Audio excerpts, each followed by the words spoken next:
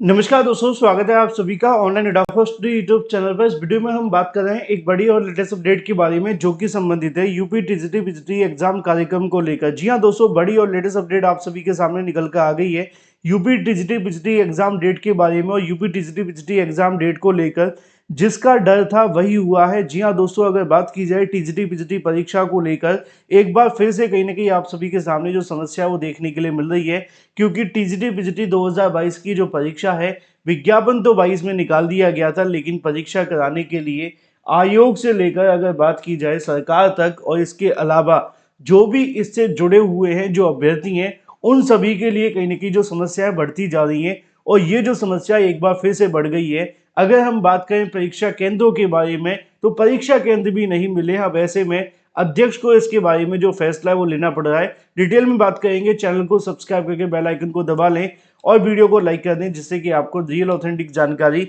Online अड्डा for study YouTube channel के माध्यम से मिलती रहे।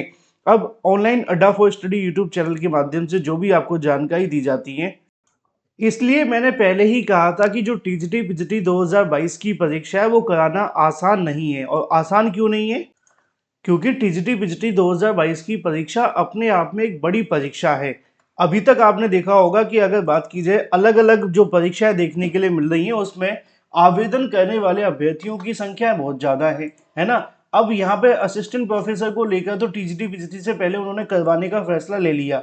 उसका फैसला भी क्यों लिया गया था?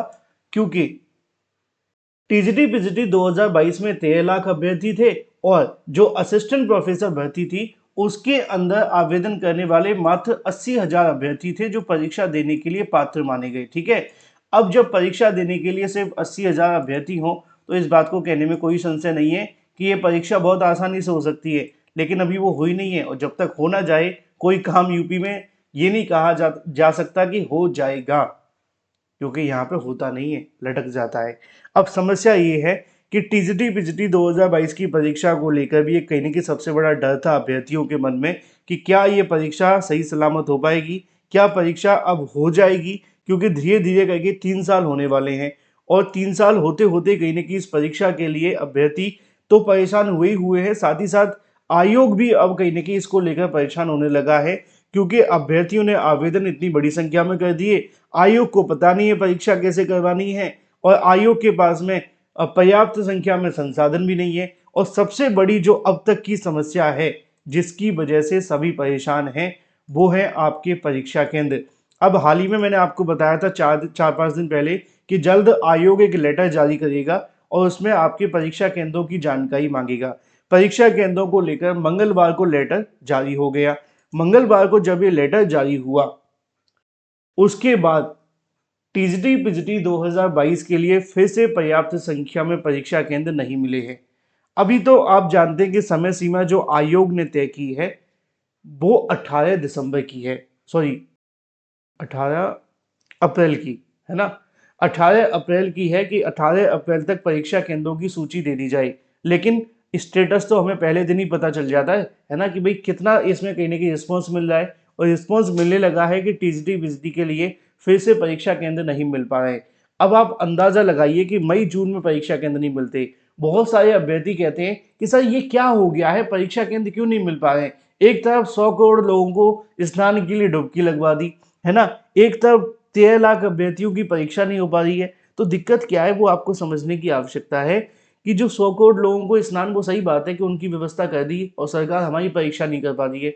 चुनाव की परीक्षा बड़ी आसानी से कर लेती है। वहां पे 140 करोड़ लोग कहीं ना कहीं वोट देने जाते हैं, हालांकि वोटों की संख्या कम रहती है, लेकिन कह सकते हैं कि इतनी बड़ी संख्या में सारे काम हो जाते हैं। परीक्षा के लिए दिक्कत है। अब दिक्कत कहाँ है?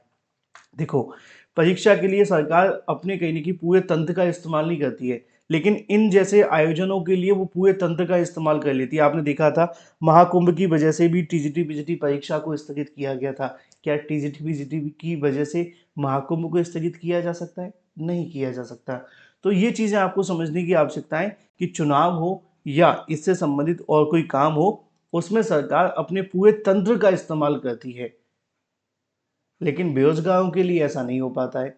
अब यहाँ पे हमारे पास ऑप्शन क्या है? ऑप्शन ये है कि यहाँ पे इन्होंने टर्म एंड कंडीशन बहुत लगा दी हैं कि सिर्फ सरकारी विद्यालयों को ही परीक्षा केंद्र बनाया जाए। एडेड विद्यालय को ही परीक्षा केंद्र बनाया जाए, यानी कि जो अशासकीय विद्यालय हैं उनको भी बनाया जाए, लेकिन किसी प्राइवेट विद्यालय को न बनाया जाए। अब ये कहा जाता है कि प्राइवेट विद्यालय से पेपर लीक हो गया था 69,000 का। मायावती दुबे का नाम सुना आपने? वो प्राइवेट विद्यालय से ही थे, है ना। आज तक उनका ना कुछ बिगड़ा ना कुछ हुआ, पैसे पैसा उनके पास, है ना। कुछ पटेल भी थे उसमें, तो उनके विद्यालय थे, मुझे KL पटेल करके, हाँ, उनका विद्यालय था। तो ये चीज़ें हैं। अब समस्या है टीजीटी पीजीटी को लेकर। एक बार फिर से लिखा हुआ है कि यूपी टीजीटी पीजीटी परीक्षा, यानी कि बड़ी परीक्षा, बड़ी इसलिए कि यहाँ पे आप सभी के लिए 13 लाख अभ्यर्थियों ने आवेदन किया है। ये तो सोचो, 13 लाख अभ्यर्थी अगर एक ही परीक्षा में बैठते तो क्या होता। ये तो 13 लाख टीजीटी के अलग है, पीजीटी के अलग है, सब्जेक्ट वाइज अलग है, ये भी आप जानते हैं। लिखा हुआ है टीजीटी पीजीटी के लिए परीक्षा केंद्रों की व्यवस्था कर पाना बड़ी चुनौती। बड़ी परीक्षाओं के लिए नियम को शिथिल करने का दबाव। शिथिल का मतलब ये है कि थोड़ी सी छूट देने की कोशिश। छूट कहाँ दी जा सकती है, मैंने अभी आपको स्टार्टिंग में बताया, पहले सुन लेते हैं। परीक्षा के सुचारू संचालन के लिए शासन और केंद्र निर्धारण की नियमों शिथिल करने का दबाव बढ़ता जा रहा है। आने वाले समय में 3 बड़ी परीक्षाएं होनी है। इनमें आरओ शायद 5-6 लाख आवेदन है। प्रारंभिक परीक्षा अगर बात की जाए, पीसीएस को लेकर बात की जा रही है, इसमें भी लगभग इतने ही 6-7 लाख के आसपास होते हैं, लेकिन देने कम जाते हैं। इसके अलावा टीजीटी पीजीटी की परीक्षा, टीजीटी पीजीटी परीक्षाओं को लेकर अगर बात की जाए तो यहाँ पे जो आप सभी की परीक्षा है उसमें 13 लाख से ज़्यादा आवेदन है। आरओ में इस बार आवेदन ज़्यादा है, माफ़ कीजिए, मैंने स्टार्टिंग में जो बताया, लगभग 10 लाख के आसपास अभ्यर्थियों ने आवेदन किए हैं। इतनी बड़ी परीक्षाओं के लिए कहीं ना कहीं अभ्यर्थी एक दिन में परीक्षा करा पाना बड़ी चुनौती होगी। अब देखो, यहाँ पे 10 लाख अभ्यर्थियों की परीक्षा एक दिन में करानी, वही मैं कहा था। 13 लाख की टीजीटी पीजीटी की परीक्षा तब भी अलग है, क्योंकि आपने देखा अब मई और जून में कराने का फैसला लिया गया है। अब 13 लाख को आप डिवाइड कर दो 4 दिनों में, है ना। फिर उसके बाद में आप सभी के अलग अलग शिफ्ट में भी परीक्षा होनी है, उसको भी डिवाइड करो, तो यहाँ पे लगभग 3-3 लाख अभ्यर्थी एक दिन में आ जाते हैं, है ना। तो आप अंदाजा लगा करके देखिए कि 3 लाख की परीक्षा भी नहीं हो पा रही है। इतनी बड़ी समस्या है। आगे लिखा हुआ है कि इनकी परीक्षा एक दिन में कराना बड़ी चुनौती होगी। आयोग ने केंद्र निर्धारण के लिए जिला अधिकारियों को भेजे गए पत्र में उन्होंने सीबीएसई, ये यूपीपीएससी की बात की जाए, ये शिक्षा आयोग की नहीं है, पहले सुन लो, उन्होंने सीबीएसई और आईसीएसई विद्यालय और निजी स्कूलों को भी परीक्षा केंद्र बनाया गया है। अब निजी स्कूलों को जब परीक्षा केंद्र बनाया जाता है तो वहाँ दिक्कत आती है, ठीक है, और ये दिक्कत पहले भी आई है, लेकिन परीक्षा केंद्र ही नहीं बन रहे। लिखा हुआ है जून 2024 को शासन ने जारी की गई गाइडलाइन के मुताबिक स्कूलों को परीक्षा केंद्र बनाए जाने की पूरी तरीके से रोक लगा दी गई थी। ऐसे में केंद्र निर्धारण के नियमों के शिथिल किए जाने को के बाद ही सीबीएसई व आईसीएसई स्कूलों में परीक्षा केंद्रों की लिस्ट में शामिल किया जा सकता है। आयोग को आरओ प्रारंभिक परीक्षा के लिए प्रदेश के सभी जिलों में 2000 से अधिक केंद्रों की जरूरत है। 2000 से अधिक सभी जिलों में, ठीक है। दूसरी तरफ लिखा हुआ है कि दूसरी ओर उत्तर प्रदेश शिक्षा सेवा चयन आयोग की परीक्षा मई और जून में प्रस्तावित है। टीजीटी पीजीटी की 14 और 15 मई को, और पीजीटी की जो परीक्षा है 20 और 21 मई को। ऐसे में प्रस्तावित परीक्षाओं के लिए 4.5 लाख अभ्यर्थी पंजीकृत हैं। जो पीजीटी की बात की गई है, टीजीटी के लिए 8 लाख अभ्यर्थी पंजीकृत हैं। इन अभ्यर्थियों के लिए पर्याप्त संख्या में केंद्रों की व्यवस्था के लिए केंद्र निर्धारण की नियम शिथिल किए जा सकते हैं, यानी थोड़ी बहुत छूट दी जा सकती है। छूट क्या होगी?